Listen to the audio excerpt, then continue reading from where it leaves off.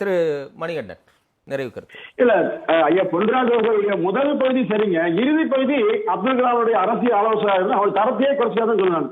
தவறான செய்தி. இப்படி எல்லாம் அதிமுக போகாதுங்க.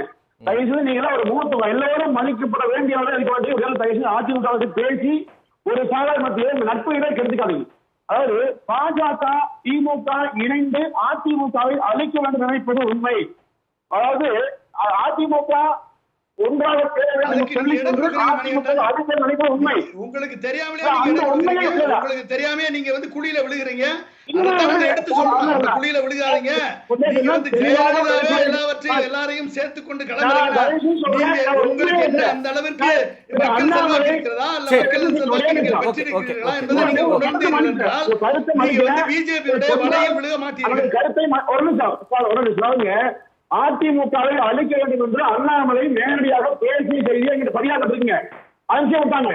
அது உண்மை. ஆனால் அதையெல்லாம் தெரிஞ்ச அதிமுக உறுதியாக இருக்குங்க. அதிமுக நிச்சயமா ஏமாறாது. நீங்க சொல்ல உண்மை மறுக்கவே இல்லை. இது கடந்த காலத்துக்கு திமுகவும் அதிமுகவை அழிக்க வேண்டும் என்று விரும்பி பாஜகவோடு மறைமுகமாக சேர்ந்து நாடகமாக உண்மை. இதை தெரிந்து கொண்டுதான் அதிமுக கலந்து இயங்குகிறது. நீங்க சொன்ன பல விஷயத்தை நேரம் கருதி கருத்து பேசுறேன். டெல்டாவை நாகரிகத்தை கொண்டு வந்து யாருங்க? திமுக. சொன்ன யாரும் வைக்கோ, சொன்ன யாரு டிஆர். அதே மாதிரி தூக்கில சுத்தி அதிமுக திமுக காங்கிரஸ் வெளியே வந்து யாரு? திமுக. வெளியே ஒன்பது பேர் வைத்திய கூட்டணி போட்டு ஏன் வெளியே வந்தீங்க? வெளியே வந்து திமுகவின் தவறுகளால் நீங்கள் வெற்றி பெற்று விடுவோம் என்று நீங்கள் நினைப்பது மிஸ்கன்செப்ஷன்.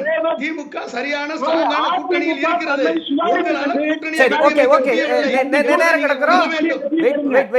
உங்களால முடியல.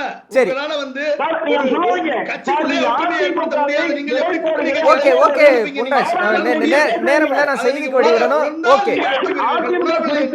நீங்கள் பிஜேபி வலையில் நீங்கள் விழுவீர்கள். அது உங்களை அதிமுக சுதாரித்துக் கொண்டு பயணிக்கும். 26 வெற்றியை பெற்றேனும் திமுகவை தோல்வி தரும்.